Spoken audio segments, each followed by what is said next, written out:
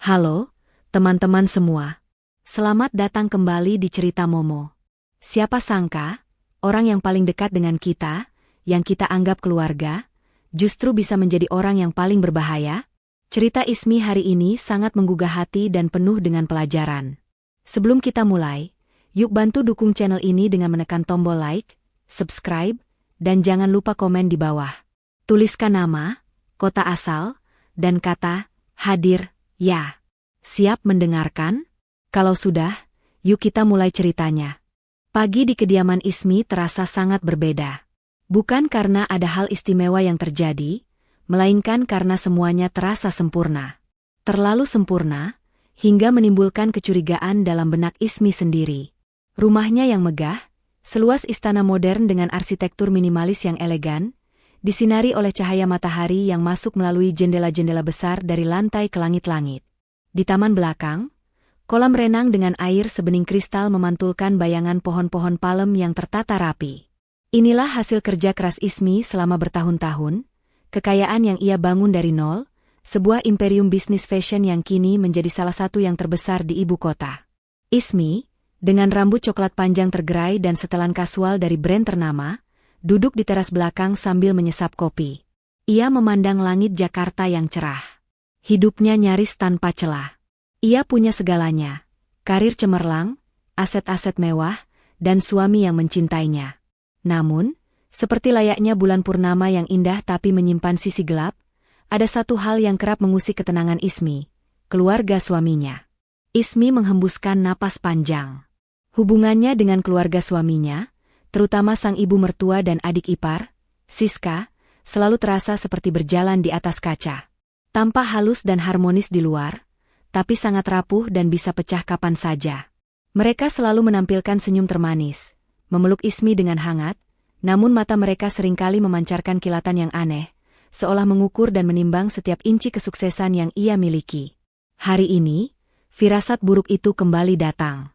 Siska meneleponnya dengan nada riang yang terlalu dipaksakan, mengabarkan bahwa ia dan ibu mertua akan mampir sore nanti. "Aku kangen banget, Kak Ismi. Ibu juga sudah lama tidak main. Nanti sore kami datang, ya?" Suaranya terdengar seperti lonceng yang berbunyi sumbang di telinga Ismi. Ismi tahu, kunjungan ini pasti bukan sekadar kunjungan biasa. Naluri seorang wanita yang telah menghadapi berbagai tantangan bisnisnya, berkata bahwa ada sesuatu yang sedang direncanakan. Tapi Ismi berusaha mengabaikannya. Toh, apalagi yang bisa mereka ambil darinya? Semua asetnya berada di bawah nama pribadinya, dilindungi oleh perjanjian pranikah yang ketat. Suaminya, Bayu, juga selalu mendukungnya. Sore harinya, tepat pukul 4, mobil sedan hitam Siska berhenti di halaman. Ibu mertua keluar dari mobil dengan gaun batik elegan, diikuti Siska yang mengenakan blus sutra yang tampak mahal. Senyum di wajah mereka sangat lebar, hampir tidak wajar. "Ismi sayang." Ibu mertua langsung memeluknya erat, ciuman di pipi Ismi terasa dingin. "Kamu kok makin cantik saja, sih? Pasti karena hidupmu bahagia, ya?" Siska langsung menimpali. "Iya, Kak Ismi. Lihat deh, kakak makin glowing saja. Padahal bisnisnya makin sibuk, kan? Asetnya pasti sudah makin banyak, ya?" Pertanyaan itu, yang selalu terucap dengan nada basa-basi, langsung membuat Ismi merasa risih. "Alhamdulillah, Ibu, Siska. Semua lancar berkat doa kalian juga." Ismi membalas dengan senyum yang dipaksakan. Ia mempersilakan mereka masuk. Ruang tamu Ismi adalah showcase dari gaya hidupnya. Sofa-sofa bludru impor, lukisan-lukisan abstrak mahal di dinding, dan sebuah lampu kristal yang menggantung megah. "Subhanallah, Ismi, rumahmu ini seperti hotel bintang 5. Seru ibu mertua sambil mengusap-usap sandaran sofa. Siska hanya diam, matanya menjelajahi setiap sudut ruangan, seolah sedang menghitung-hitung nilai setiap perabotan. Obrolan mengalir. Mereka membahas bisnis Ismi, rencana liburan, dan tentu saja, aset-asetnya. Siska bertanya dengan detail soal proyek baru Ismi, nilai investasi, hingga keuntungan yang ia raup. Ismi menjawab dengan hati-hati, berusaha tidak terlalu banyak memberi informasi. Sinetron di layar kaca tidak pernah salah. orang yang paling dekat seringkali menjadi musuh dalam selimut. Ismi tahu itu. Oh, iya, kami hampir lupa. Siska tiba-tiba berseru. Ia beranjak ke mobil dan kembali dengan sebuah kotak kue yang diikat dengan pita cantik. Ini, Kak Ismi. Aku buatkan khusus untuk kakak. Kata ibu, kakak suka kue coklat, kan? Ismi menatap kotak itu. Bentuknya sempurna, pitanya rapi. Siska tersenyum manis, seolah ia benar-benar tulus. Tapi naluri Ismi berteriak. Ada yang salah. Ada getaran aneh yang ia rasakan dari kotak itu. Sebuah sinyal bahaya yang tak terlihat. Ismi menerimanya dengan senyum, berterima kasih. Nanti langsung dimakan, ya, Ismi. Ibu dengar kamu suka kue manis. Siska membuatnya dengan resep spesial, ucap ibu mertua. Lagi-lagi, ada nada mendesak yang aneh. Setelah 2 jam kunjungan yang terasa seperti interogasi terselubung, Siska dan ibu mertua pamit. Mereka kembali memeluk Ismi dengan senyum lebar. Ismi menyaksikan mobil mereka menjauh, lalu kembali masuk ke dalam rumah. Ia melihat kotak kue yang tergeletak di meja ruang tamu. Seketika, Ismi merasa mual. Ia tidak ingin menyentuh kue itu. Firasatnya sangat kuat, seolah ada suara yang berbisik, "Jangan makan kue itu, Ismi." Ia mengambil kotak itu, mengangkatnya, merasakan beratnya. Ia membayangkan senyum Siska yang terkesan dibuat-buat. Ia memikirkan obrolan yang terlalu banyak menyinggung kekayaannya. Semuanya terasa seperti skenario yang sudah diatur. Siska dan ibu mertua tidak pernah datang dengan tangan kosong. Tapi kali ini, hadiahnya terasa begitu dipaksakan, begitu aneh. Ismi memutuskan untuk tidak memakannya. Ia hanya menaruh kotak itu di dalam kulkas, berniat untuk membiarkannya saja. Ia tidak tahu, keputusannya ini akan menjadi titik balik yang menyelamatkan nyawanya dan mengungkap sebuah rencana keji yang tak pernah ia duga. Pagi itu, Ismi bangun dengan perasaan yang tidak biasa. Ia merasa gelisah, seolah ada bayangan hitam yang mengikutinya. Pikirannya terus tertuju pada kotak kue yang Siska berikan kemarin. Kue itu masih tergeletak di dalam kulkas, dan Ismi tidak berani menyentuhnya. Ia tahu, ada sesuatu yang tidak beres, tapi ia tidak tahu apa. Naluri bisnisnya yang tajam, yang membantunya membaca pergerakan pasar dan niat lawan, kini berteriak memperingatkan tentang sesuatu yang jauh lebih pribadi dan berbahaya. Sambil menikmati sarapan paginya, ponsel Ismi berdering. Nama Siska muncul di layar. Ismi mengangkatnya dengan ragu. "Halo, Kak Ismi. Sudah dimakan kuenya? Enak, kan?" Suara Siska di seberang sana terdengar sangat ceria, tapi Ismi bisa merasakan kegelisahan yang tersembunyi. Ada nada desakan yang aneh. Seolah-olah Siska sangat ingin Ismi menjawab, "Ya, sudah, dan enak sekali." Ismi diam sejenak. Ia mencoba menebak-nebak apa yang sebenarnya terjadi. Mengapa Siska begitu ingin tahu tentang kue itu? Mungkinkah kue itu memang beracun? Tubuhnya meremang. Ide itu terlalu kejam untuk dipikirkan. "Halo, Kak?" Siska kembali bertanya, kali ini dengan nada yang sedikit lebih cemas. Ismi memutuskan untuk mengambil risiko. Ia tidak tahu apa yang ia lakukan, tapi ia merasa perlu menguji Siska. "Oh, kue itu?" jawab Ismi dengan nada santai. "Sudah habis." Yes. Ada keheningan panjang di ujung sana. Terlalu panjang. Ismi bisa mendengar napas Siska yang tertahan, seolah ia sedang menanti jawaban yang berbeda. "Sudah habis?" Siska mengulangi, suaranya terdengar tercekat. Sama kakak sendiri?" "Tentu saja tidak," jawab Ismi sambil tersenyum tipis. Ia tahu, ia sedang bermain dengan api, tapi ia harus tahu seberapa jauh api itu akan membakar. "Aku tidak tega makan sendiri. Jadi, kemarin pas ibu mertua mau pulang, aku berikan kuenya. Katanya, ibu suka kue buatanmu, Siska." Ada kebisuan yang panjang. Ismi bisa mendengar Siska terdiam, terkejut, kebingungan. Rencana jahatnya tidak berjalan sesuai skenario. Ismi membayangkan wajah Siska yang berubah pucat, matanya membesar karena terkejut. "Halo, Siska? Kamu masih di sana?" Ismi bertanya, memecah keheningan. Siska menjawab dengan terbata-bata. Maaf Kak, sinyalnya jelek, Aku tutup dulu ya. Nanti aku telepon lagi. Panggilan itu langsung terputus. Ismi menatap ponselnya. Ia yakin ada sesuatu yang sangat salah dengan kue itu. Siska tidak menelepon untuk memastikan apakah kue itu enak, melainkan untuk memastikan bahwa Ismi telah memakannya. Rencana mereka adalah menusuknya dari belakang, dengan cara yang paling kejam. Tanpa membuang waktu, Ismi langsung menghubungi ibu mertua. Jantungnya berdebar kencang. Ia takut sesuatu yang buruk telah terjadi. Halo, Ibu, suara Ismi terdengar tegang. Ibu mertua menjawab dengan suara lemas. Halo, Ismi. Ibu merasa tidak enak badan. Perut ibu sakit sekali. Dunia Ismi terasa runtuh. Ia tidak bisa bernapas. Skenario terburuk yang ia bayangkan ternyata menjadi kenyataan. Kue itu benar-benar beracun. Dan ibu mertua, entah bagaimana, memakannya. Ibu sudah ke dokter? Tanya Ismi, berusaha tetap tenang. Belum, ibu pikir cuma masuk angin. Tapi sakitnya tidak hilang. Ismi, jawab ibu mertua. Ibu, jangan gerak kemana-mana. Aku akan segera ke sana dan menjemput ibu. Kita ke rumah sakit sekarang juga. Ismi berkata dengan tegas.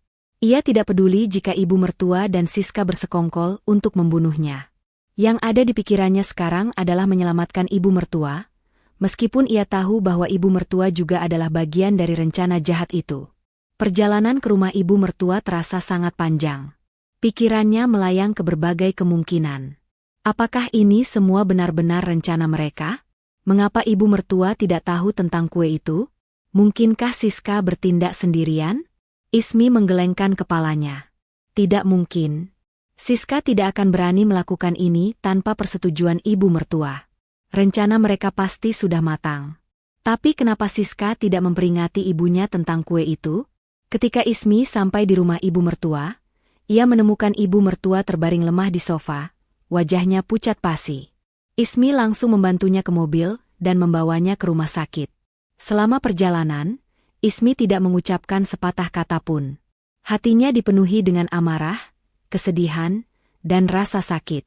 Di rumah sakit, ibu mertua langsung ditangani. Ismi menunggu dengan gelisah di luar ruang perawatan.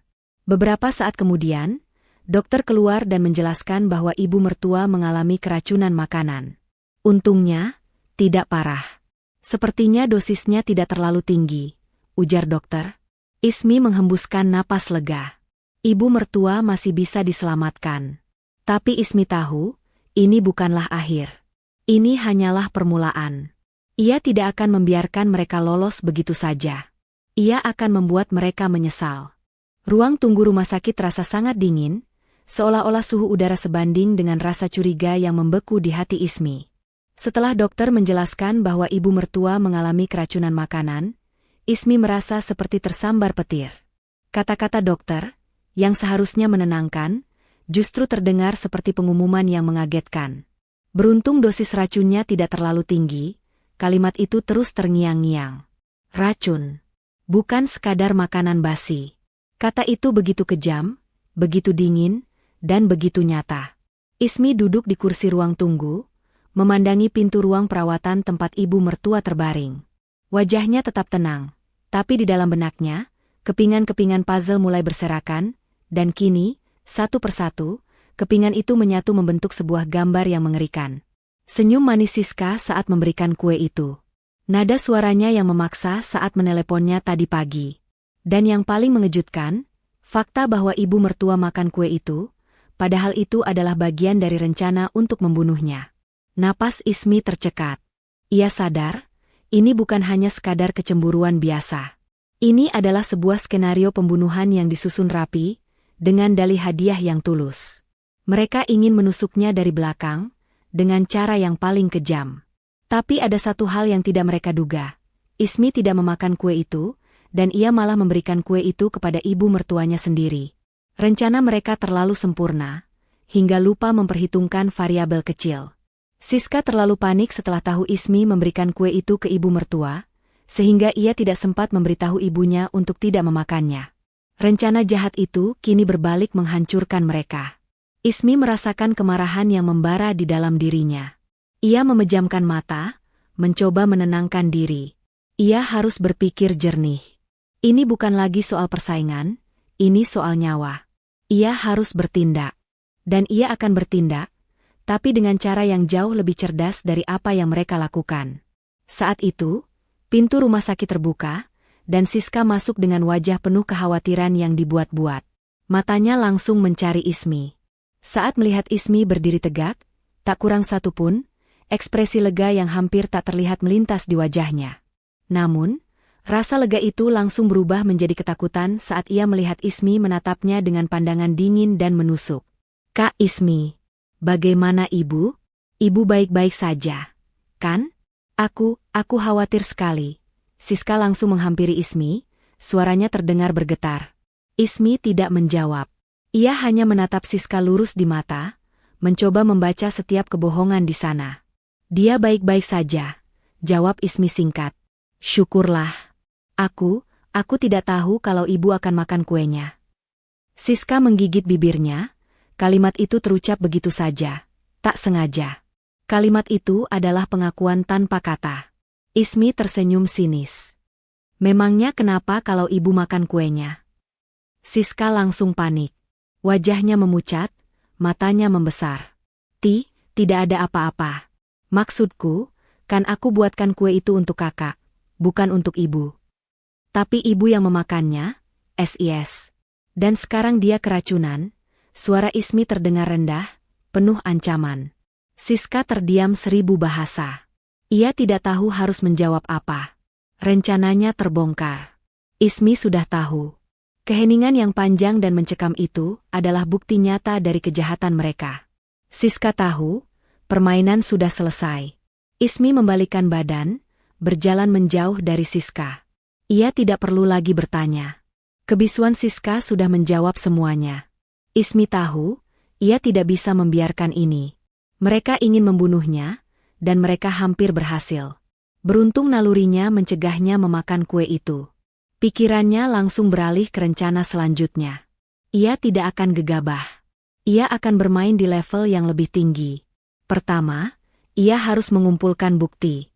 Ia akan meminta bantuan orang terpercayanya, seorang ahli forensik swasta, untuk menguji sisa kue itu di laboratorium. Ia juga akan menghubungi teman-temannya di bidang teknologi untuk melacak riwayat komunikasi antara Siska dan ibu mertua. Ismi menyentuh dompetnya. Ia tahu, uang dan kekuasaan tidak bisa membeli kebahagiaan. Tapi kali ini, uang dan kekuasaan akan menjadi alatnya untuk menuntut keadilan. Ia akan memastikan Siska dan ibu mertua mendapatkan balasan yang setimpal. Ia kembali menatap Siska, yang masih berdiri membeku di tempatnya, menatapnya dengan tatapan penuh ketakutan dan penyesalan. Mata Siska seolah memohon, meminta belas kasihan, tapi Ismi tidak akan membiarkan dirinya jatuh dalam jebakan itu lagi. Ia tahu, air mata yang Siska tunjukkan hanyalah air mata penyesalan karena rencananya gagal, bukan karena ia menyesal telah berbuat jahat. Ismi mengambil ponselnya, ia siap menghubungi pengacara pribadinya. Ini adalah awal dari sebuah pembalasan yang elegan. Pembalasan yang tidak menggunakan kekerasan, melainkan kekuatan hukum dan kebenaran. Ia akan membuat mereka berlutut, tidak hanya di hadapannya, tapi di hadapan hukum.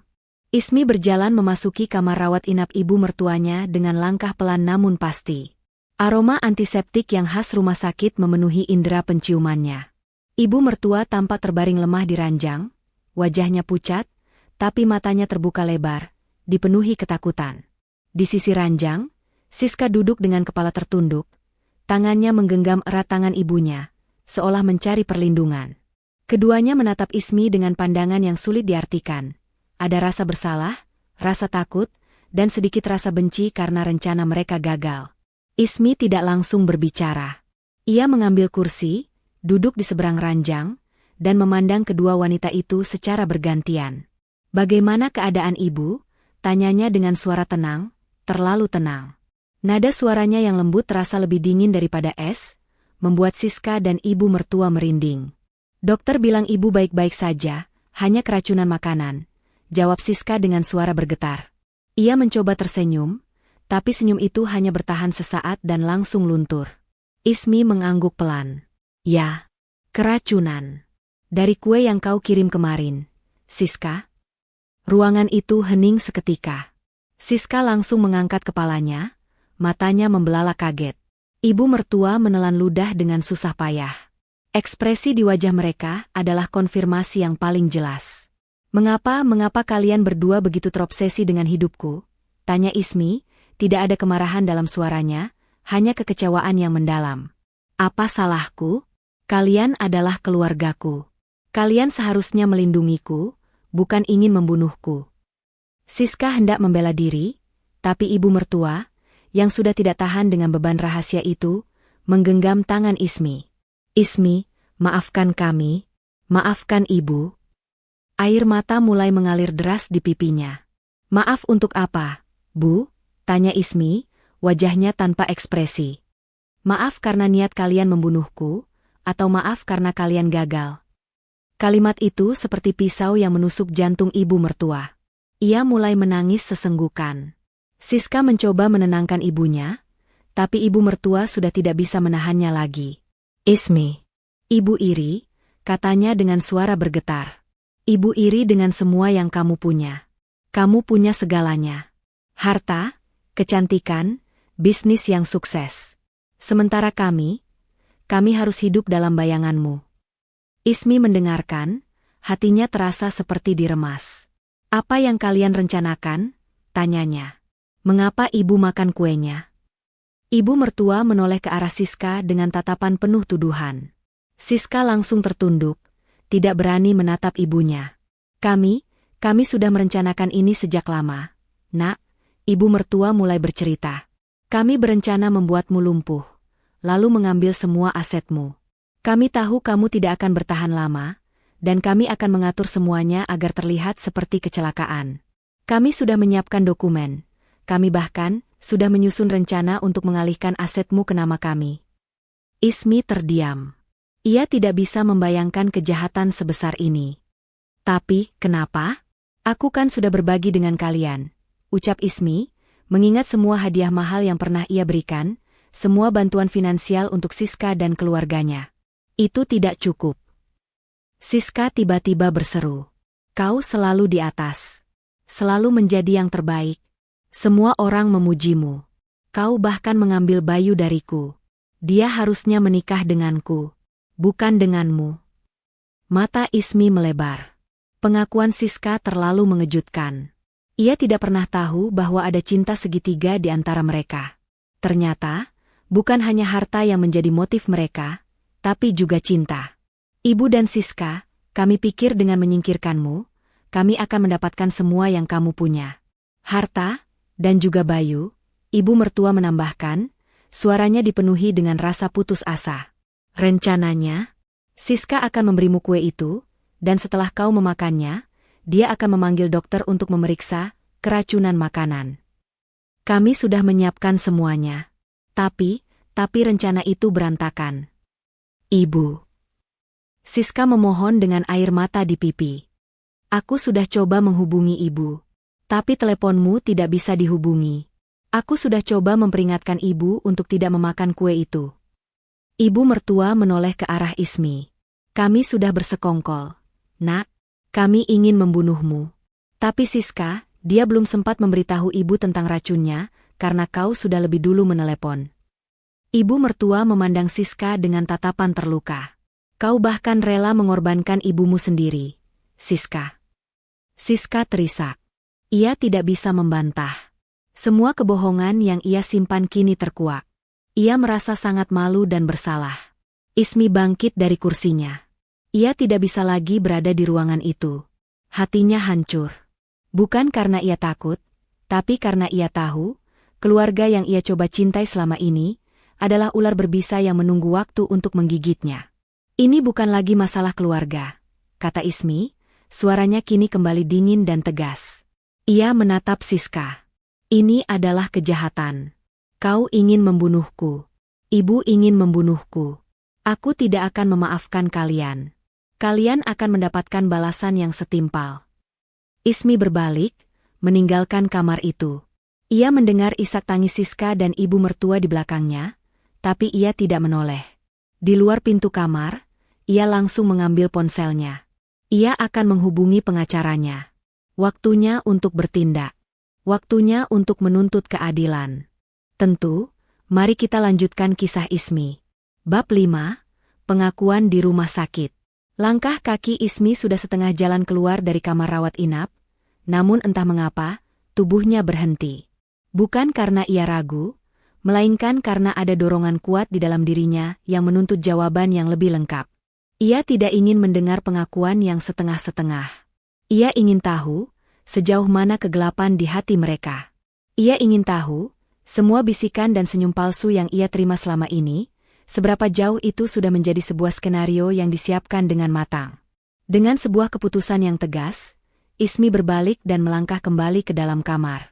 Siska dan ibu mertua yang melihatnya kembali, langsung terkesiap. Wajah mereka yang sudah basah oleh air mata, kini dipenuhi ketakutan yang lebih dalam. Mereka mengira Ismi sudah pergi, dan mereka bisa bersembunyi di balik tangisan dan rasa bersalah palsu mereka. "Duduklah, ibu," kata Ismi dengan suara yang dingin.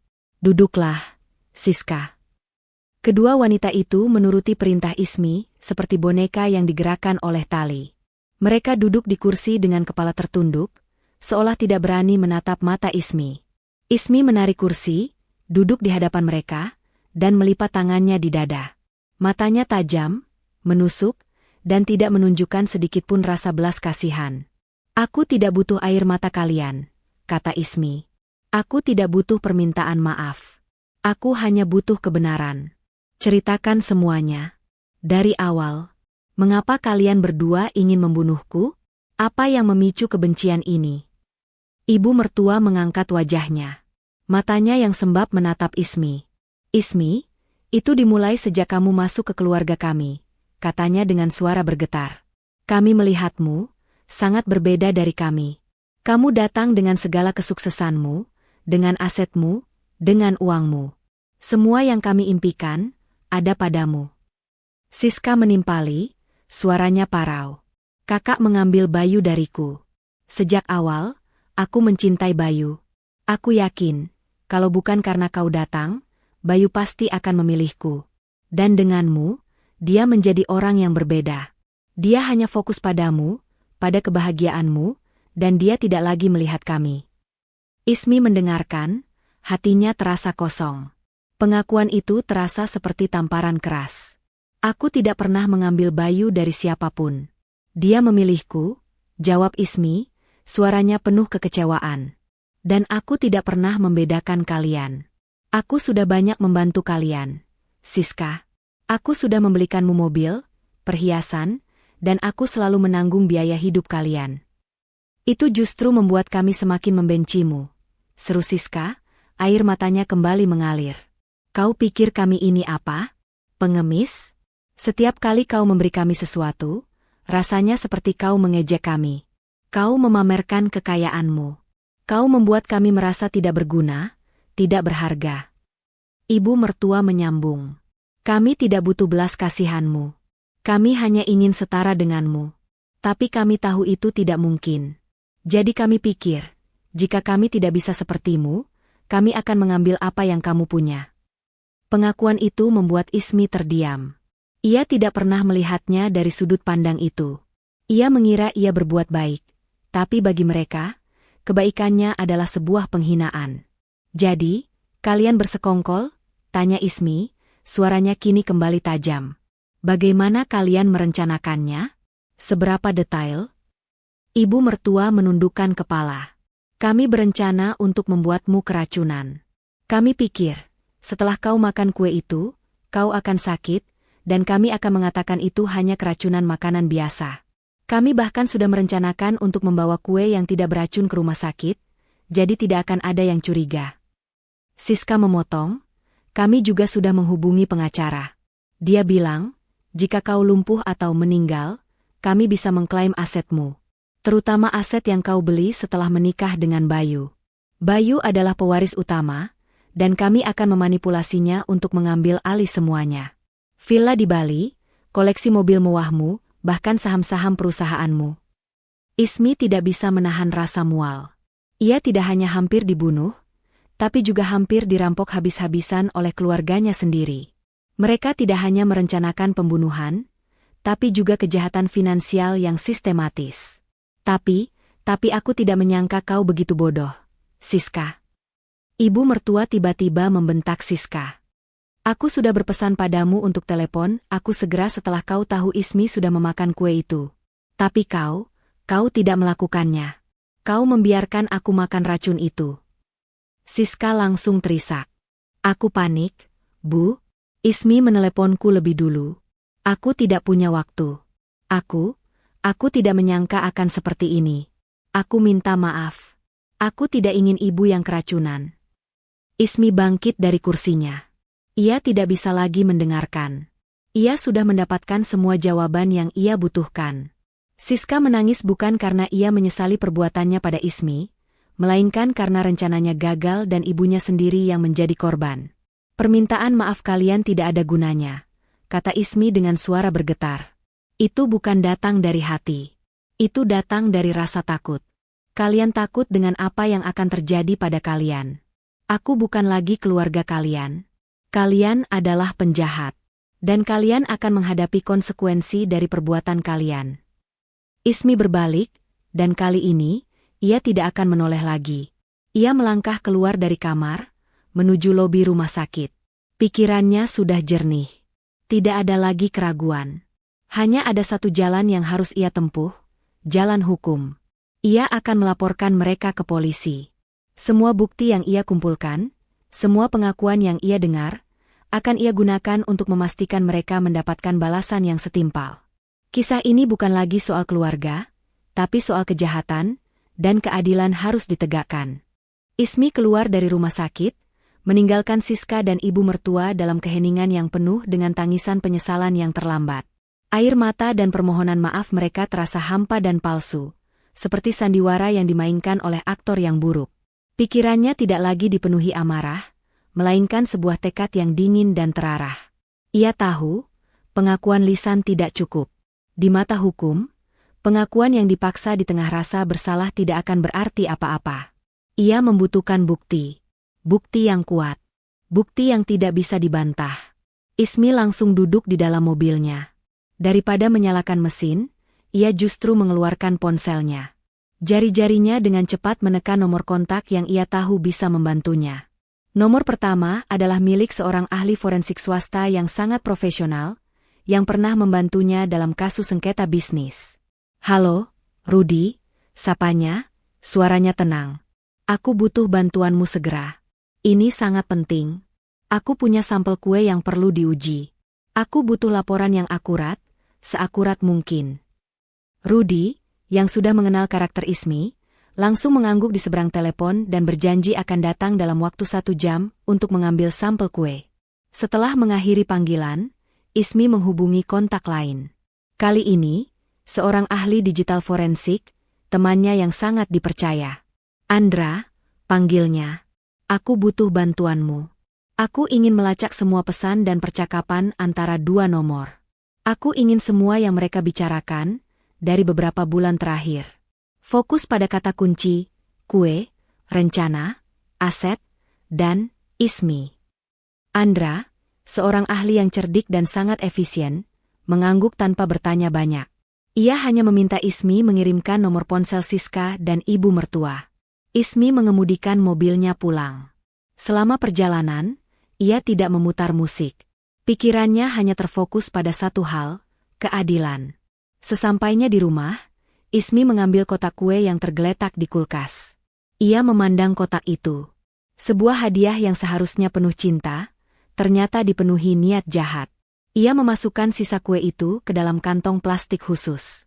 Ia juga mengambil ponsel lama Siska dan ibu mertua yang kebetulan masih ada di rumahnya.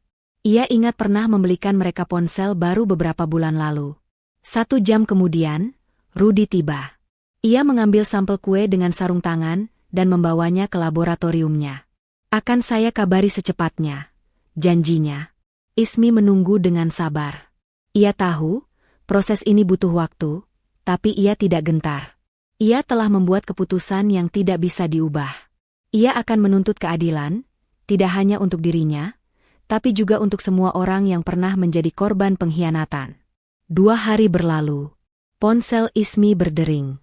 Itu panggilan dari Andra. "Ismi, aku sudah dapat datanya," katanya dengan nada serius. Ini gila. Kamu harus melihatnya sendiri."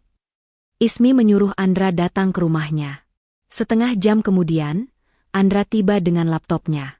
Ia membuka sebuah folder yang berisi screenshot dari percakapan Siska dan ibu mertua. Mereka tidak tahu aku bisa mengakses ini," gumam Andra sambil menunjukkan layar laptopnya. Ismi mulai membaca. Setiap pesan yang ia baca membuat darahnya mendidih. Percakapan mereka begitu kejam, begitu detail, begitu kejam. "Siska, aku benci dia, Bu. Semua yang dia punya seharusnya jadi milikku. Bayu juga seharusnya jadi milikku. Ibu mertua, sabar, Nak. Kita punya rencana. Ingat rencana kita. Kita akan ambil semuanya. Harta dan juga Bayu. Ada juga percakapan tentang aset-asetnya. Ibu mertua, pengacara bilang, setelah dia tiada, kita bisa mengalihkan aset-asetnya. Aku sudah siapkan dokumennya. Yang paling utama villa di Bali, itu yang paling mahal. Siska, aku juga ingin mobil Lamborghini-nya, Bu. Itu harus jadi milikku." Ismi membaca semuanya dengan hati yang hancur. Mereka tidak hanya iri, mereka telah merencanakan semuanya dengan hati-hati dan penuh perhitungan. Mereka bahkan telah menyiapkan dokumen-dokumen palsu. Lalu, Ismi sampai pada bagian yang paling mengerikan. Percakapan tentang kue itu. "Siska, aku sudah campur obat tidur dosis tinggi di dalam kue, Bu. Itu akan membuatnya tidak sadar, dan besok aku akan meneleponnya. Setelah dia memakannya, kita akan bilang ke Bayu kalau dia jatuh di kamar mandi. Ibu mertua, bagus, Nak. Kita akan mendapatkan semuanya. Aku tidak sabar." Mata Ismi memanas. Pengkhianatan ini begitu dalam, begitu dingin. Tidak lama kemudian, Rudi menelepon. "Ismi, laporan forensiknya sudah selesai," katanya dengan suara tegang. "Kue itu mengandung talium. Dosisnya cukup untuk membunuh. Ini bukan keracunan makanan biasa. Ini percobaan pembunuhan." Ismi menghela napas panjang. "Terima kasih, Rudi." Ia menatap layar laptop Andra, lalu ke arah laporan forensik di tangannya. Pengakuan lisan Siska dan ibu mertua kini didukung oleh bukti fisik dan digital yang tidak bisa dibantah. Rasa sakit di hatinya berubah menjadi api. Api untuk menuntut keadilan. Ismi menyuruh Andra mencetak semua percakapan itu. Ia mengumpulkan semua bukti di atas meja. Laporan forensik, sisa kue dalam kantong plastik, dan lembaran-lembaran percakapan yang dicetak. Ia tidak lagi melihat Siska dan ibu mertua sebagai keluarga. Mereka adalah penjahat. Dan Ismi akan memastikan mereka akan mendapatkan balasan yang setimpal. Ini bukan lagi soal keluarga yang rusak, tapi soal kejahatan serius yang harus diadili. Malam itu, Ismi duduk sendirian di ruang kerja rumahnya yang sunyi. Laptopnya masih menyala, menampilkan ratusan pesan antara Siska dan ibu mertua. Di sampingnya, laporan forensik tergeletak, sebuah kertas dingin yang berisi kata-kata mematikan, talium.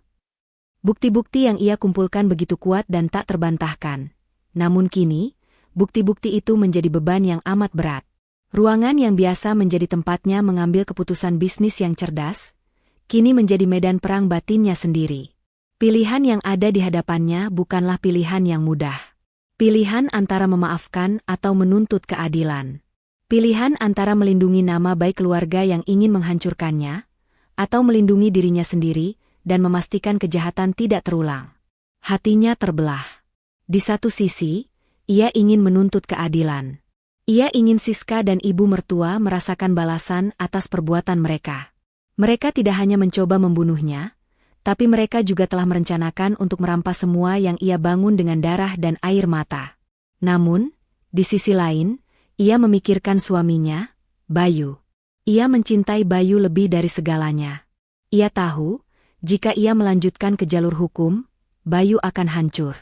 Bayu akan berada di posisi yang tidak mungkin. Ia harus memilih antara istri yang dicintainya dan ibu, serta saudara perempuan yang telah mengkhianatinya. Ismi tahu, Jika ia melaporkan mereka ke polisi, itu akan menjadi pukulan telak bagi Bayu. Ia bisa melihat rasa sakit di mata suaminya, dan rasa sakit itu terasa lebih menyakitkan daripada pengkhianatan itu sendiri. Tiba-tiba, pintu terbuka. Bayu masuk, wajahnya tampak lelah. Ia baru saja pulang dari perjalanan bisnis. "Ismi, kok belum tidur? Kamu kenapa? Ada apa?" tanyanya. Bayu melihat tumpukan kertas di meja, termasuk laporan forensik yang mengerikan. Ismi tidak tahu harus mulai dari mana. Ia hanya bisa menatap mata Bayu, mata yang dipenuhi cinta, tapi akan segera dipenuhi rasa sakit. Ia menghela napas panjang. "Duduk, Bayu. Ada yang harus aku ceritakan," katanya, suaranya bergetar. Ismi mulai bercerita. Dari kunjungan Siska dan ibu mertua, kue yang mencurigakan, telepon Siska yang penuh desakan, hingga akhirnya ibu mertua yang masuk rumah sakit karena keracunan. Bayu mendengarkan dengan seksama, ekspresi wajahnya berubah dari rasa ingin tahu menjadi kebingungan. Namun, saat Ismi menceritakan tentang percakapan yang ia dengar di rumah sakit, wajah Bayu menjadi pucat. "Nggak mungkin. Ibu dan Siska nggak mungkin melakukan itu," gumamnya, tidak percaya. Ismi mengambil laptopnya, memutar layar ke arah Bayu.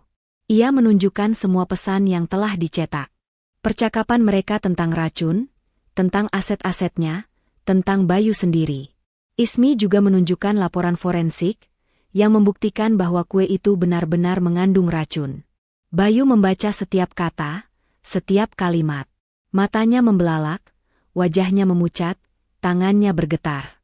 Ini tidak mungkin," Bayu bergumam, air mata mulai mengalir di pipinya. Mereka tidak akan pernah mencoba membunuhmu, Ismi. Mereka hanya iri. Mereka tidak benar-benar serius." "Mereka serius, Bayu. Ini bukan lagi soal iri hati. Ini percobaan pembunuhan. Lihat ini," kata Ismi sambil menunjuk laporan forensik. "Mereka merencanakan ini dengan sangat matang. Mereka bahkan sudah menyiapkan dokumen untuk mengambil alih semua yang aku punya." Bayu menutupi wajahnya dengan kedua tangannya, tubuhnya bergetar. Suaminya yang selalu kuat, kini terlihat begitu rapuh dan hancur. Kenapa mereka tega?" isaknya. Setelah beberapa saat, Bayu mengangkat wajahnya. Matanya memohon. "Ismi, kumohon. Jangan laporkan mereka. Ini adalah keluarga kita. Kita bisa menyelesaikan ini secara internal. Kita bisa minta mereka pergi jauh. Aku akan mengurusnya." Hati Ismi sakit melihat Bayu seperti itu. Ia tahu Bayu mencintai ibu dan adiknya. Tapi ia juga tahu, ia harus melindungi dirinya sendiri. "Bayu, aku tidak bisa," jawab Ismi dengan tegas. "Aku tidak bisa membiarkan ini. Aku tidak bisa hidup dalam ketakutan. Jika aku memaafkan mereka sekarang, apa jaminannya mereka tidak akan mencoba lagi? Aku hampir kehilangan nyawaku. Ini bukan lagi masalah keluarga. Ini adalah kejahatan. Ini adalah percobaan pembunuhan. Mereka harus bertanggung jawab atas perbuatan mereka." Bayu menatap Ismi, matanya dipenuhi dengan keputusasaan. Ia tahu, Ismi benar. Tapi ia tidak bisa menerima kenyataan bahwa ibunya dan adiknya adalah penjahat. Ia berada di antara dua pilihan yang sama-sama menyakitkan. "Aku akan mendukungmu, Bayu," kata Ismi dengan lembut. "Tapi aku harus menempuh jalur hukum. Ini satu-satunya cara. Aku harus melaporkan mereka." Bayu memejamkan mata, menghela napas panjang. Ia tahu Ismi adalah wanita yang kuat dan cerdas. Dan ia tahu, Ismi mengambil keputusan ini bukan karena amarah, melainkan karena ia tahu itu adalah hal yang benar untuk dilakukan. Pada akhirnya, Bayu mengangguk pelan. Aku mengerti. Aku akan menemanimu." Mata Ismi berkaca-kaca. Ia tahu, Bayu telah memilihnya. Itu adalah pengorbanan terbesar yang bisa ia minta. Ia akan melangkah maju, dan ia tidak akan pernah menoleh ke belakang. Ia akan menuntut keadilan, tidak hanya untuk dirinya, tapi juga untuk Bayu, yang harus menanggung luka ini. Ismi menatap Bayu yang duduk di sampingnya. Wajah suaminya terlihat sangat lelah, tapi ada keteguhan yang tak tergoyahkan di matanya. Pagi itu, Mereka telah membuat keputusan yang paling sulit dalam hidup mereka, dan sekarang mereka siap untuk melaksanakannya. Mereka duduk di sebuah kafe, menunggu pengacara mereka, Pak Rahmat, yang akan menemani mereka ke kantor polisi. Suasana di antara mereka hening, penuh dengan ketegangan yang tak terucapkan. Di dalam tas tangan Ismi, terbungkus rapi sebuah map tebal berisi semua bukti yang telah ia kumpulkan. "Kamu yakin, sayang?" tanya Bayu, suaranya pelan. Ini akan mengubah segalanya." Ismi mengangguk. "Aku yakin, Bayu. Ini satu-satunya jalan. Kita harus melakukan ini." Ia menggenggam tangan Bayu erat. "Terima kasih sudah menemaniku." Bayu membalas genggaman itu. "Aku akan selalu menemanimu, Ismi." Tak lama kemudian, Pak Rahmat datang. Tanpa membuang waktu, mereka langsung menuju ke kantor polisi. Di sana, Ismi menceritakan seluruh kronologi kejadian, dari awal hingga akhir, di hadapan seorang penyidik. Pak Rahmat membantu Ismi menyampaikan laporannya dengan lugas dan terorganisir. Awalnya, penyidik itu mendengarkan dengan skeptis, seolah ini hanya drama keluarga biasa. Namun, ekspresi wajahnya berubah total saat Ismi membuka map dan menunjukkan bukti-bukti yang ada. Ismi mengeluarkan kantong plastik berisi sisa kue, yang masih disegel rapi. "Ini adalah sampel kue yang saya berikan kepada ibu mertua saya.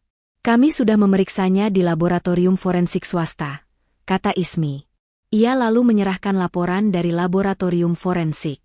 Di sini tertulis, kue ini mengandung racun talium dalam dosis yang mematikan.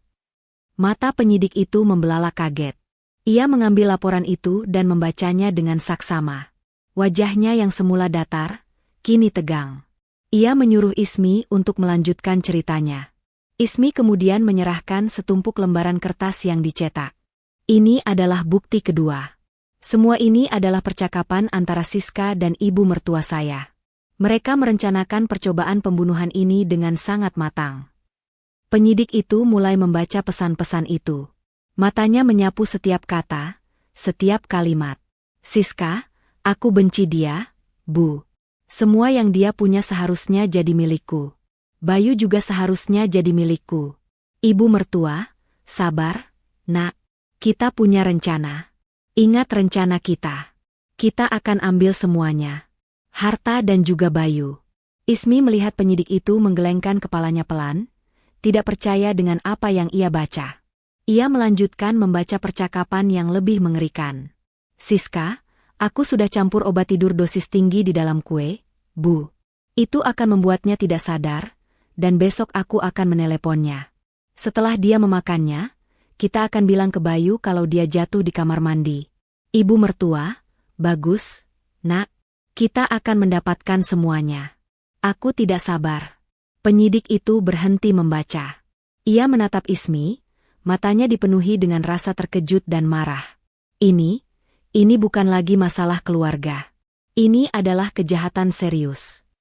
Ismi mengangguk. "Ya, Pak. Mereka tidak hanya merencanakan pembunuhan, tapi juga ingin merampas semua aset saya.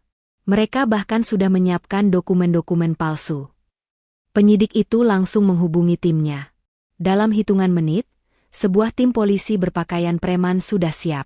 Mereka akan langsung menuju ke rumah sakit untuk menangkap Siska dan ibu mertua.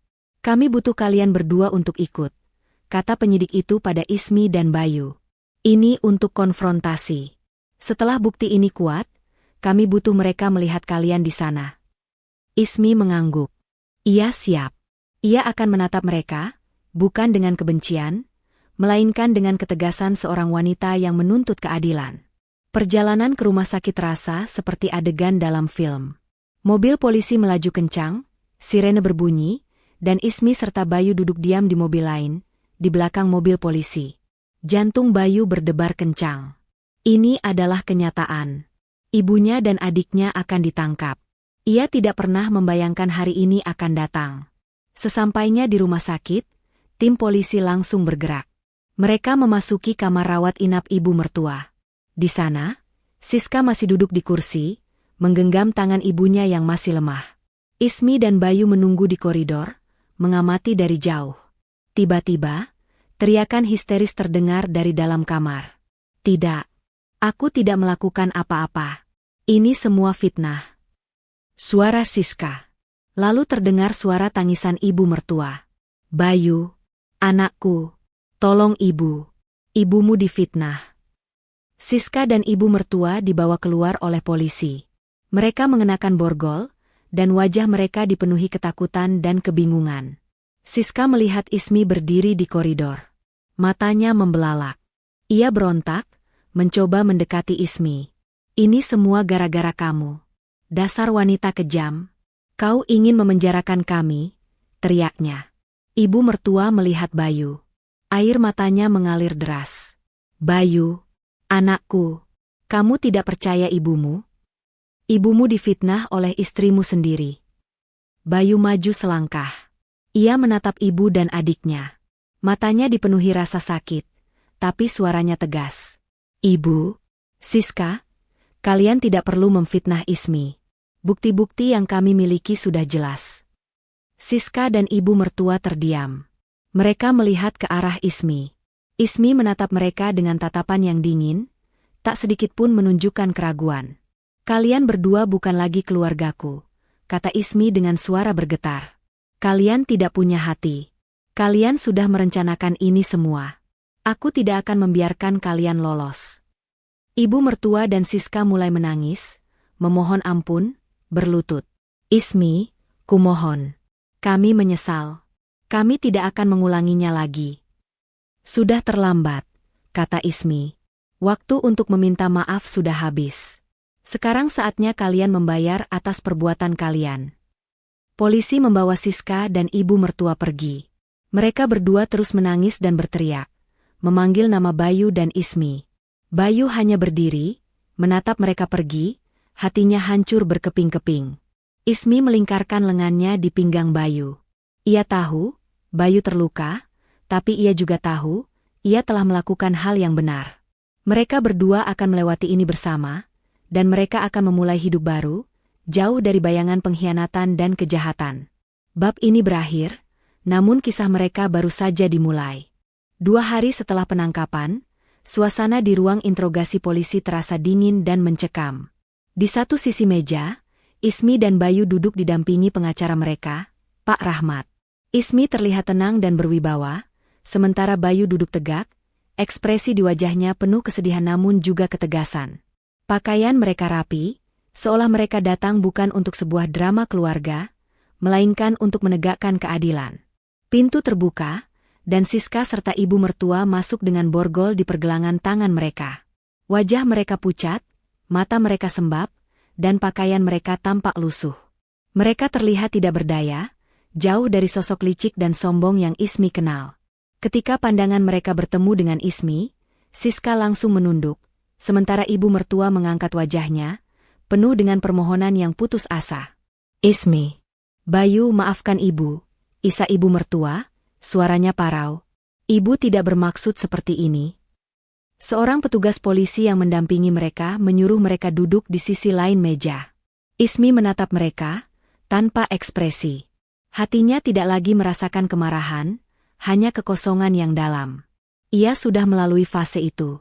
Kini yang tersisa hanyalah rasa lelah dan keinginan untuk mengakhiri semuanya.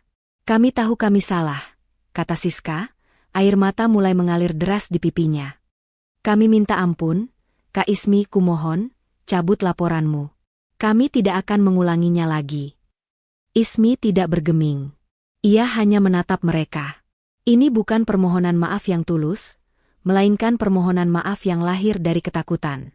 Mereka tidak menyesali perbuatan mereka menyesali akibatnya. Mereka takut akan hukuman yang akan menanti mereka. Mengapa kalian berdua melakukan ini? Tanya Bayu, suaranya bergetar. Kenapa kalian tega? Ibu mertua langsung menjawab dengan penuh air mata. Bayu, ibu. Ibu dan Siska tidak pernah menyangka akan sejauh ini. Kami hanya buta karena iri. Kami melihat hidup Ismi begitu sempurna, dan kami merasa hidup kami sangat tidak berguna. Kami tidak pernah sadar bahwa apa yang Ismi miliki adalah hasil kerja kerasnya.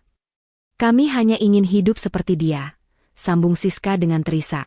Kami tidak tahu harus bagaimana lagi untuk keluar dari masalah finansial.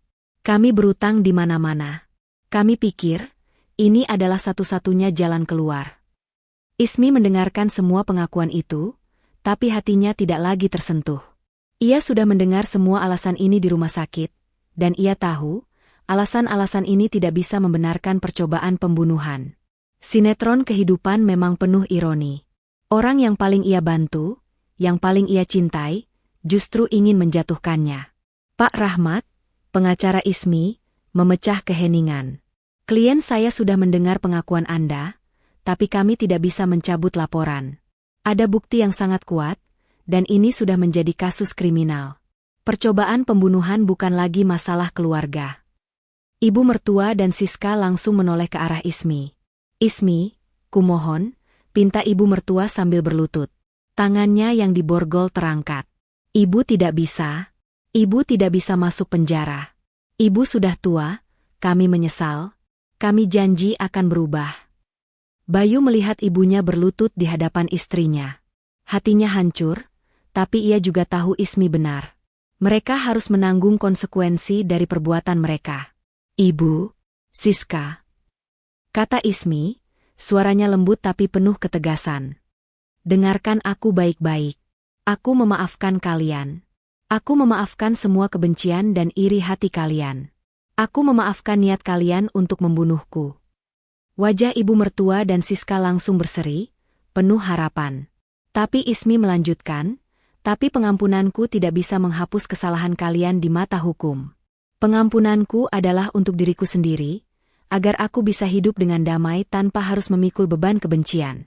Tapi kalian harus membayar perbuatan kalian. Kalian akan diadili. Ini bukan tentang balas dendam. Ini tentang keadilan. Seketika, ekspresi wajah Siska dan ibu mertua kembali dipenuhi keputusasaan. Mereka tahu, tidak ada lagi jalan keluar. Pintu telah tertutup. Ismi tidak bisa disuap dengan air mata dan permohonan yang terlambat. Ismi telah membuat keputusan. Meskipun hati Bayu terasa sakit, ia bangga dengan istrinya. Ismi tidak hanya menuntut keadilan, tapi ia juga menunjukkan kekuatan batin yang luar biasa. Ia tidak membiarkan emosinya menguasai dirinya. Ia bertindak dengan kepala dingin, dan ia membuktikan bahwa kejahatan tidak akan pernah menang. Ismi bangkit dari kursinya. Kami sudah selesai di sini, katanya pada Pak Rahmat.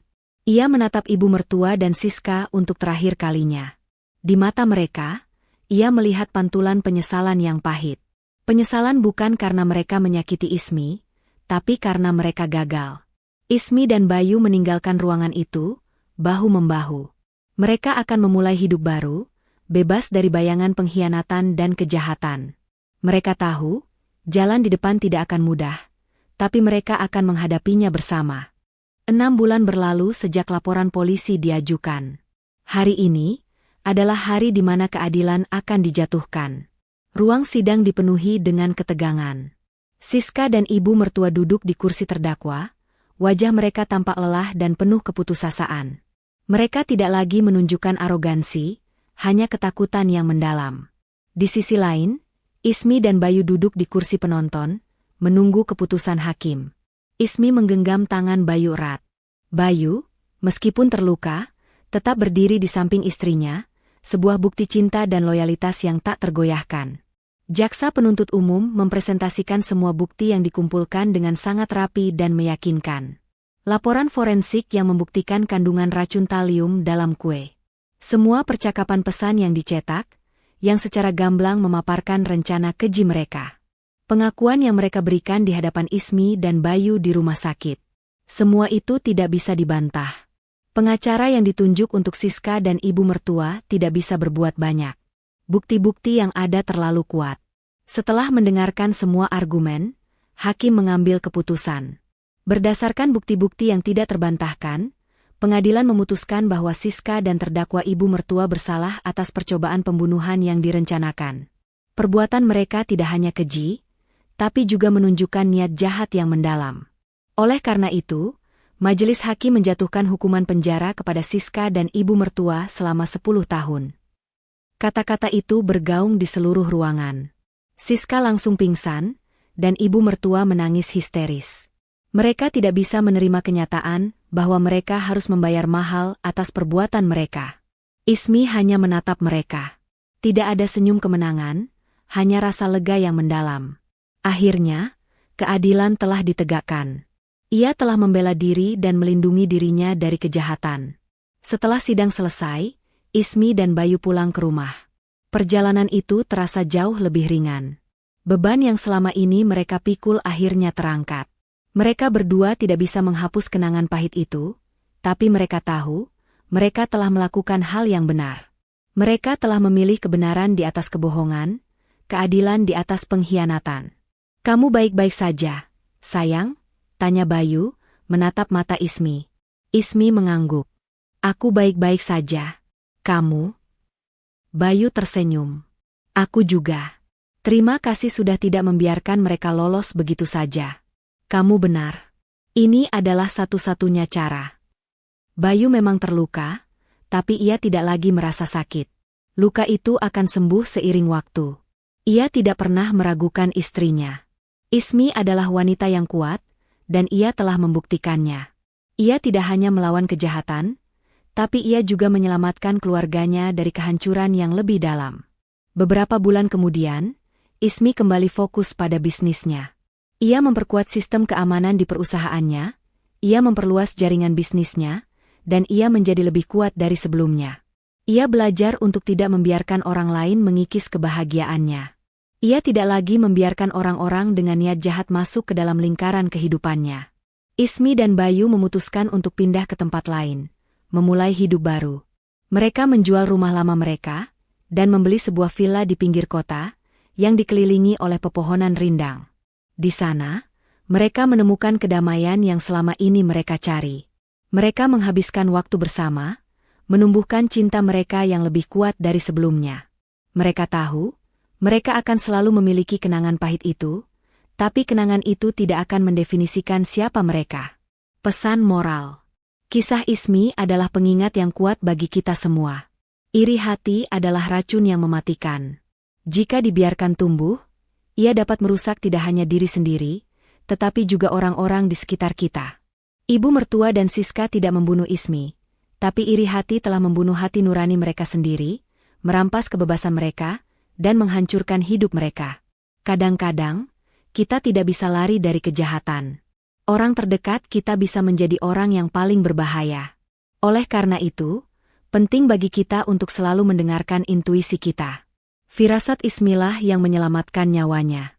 Dan yang terpenting, kisah ini mengajarkan kita bahwa keadilan harus ditegakkan. Ada kalanya, memaafkan tidak cukup.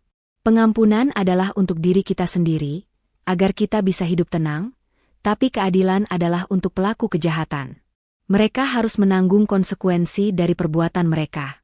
Hanya dengan cara itu, kita dapat memastikan bahwa kejahatan tidak akan terulang kembali. Ismi tidak hanya selamat dari sebuah skenario pembunuhan, tapi ia juga muncul sebagai pemenang. Ia tidak membiarkan dirinya menjadi korban. Ia mengambil kembali kendali atas hidupnya, dan ia membuktikan bahwa kejahatan tidak akan pernah menang.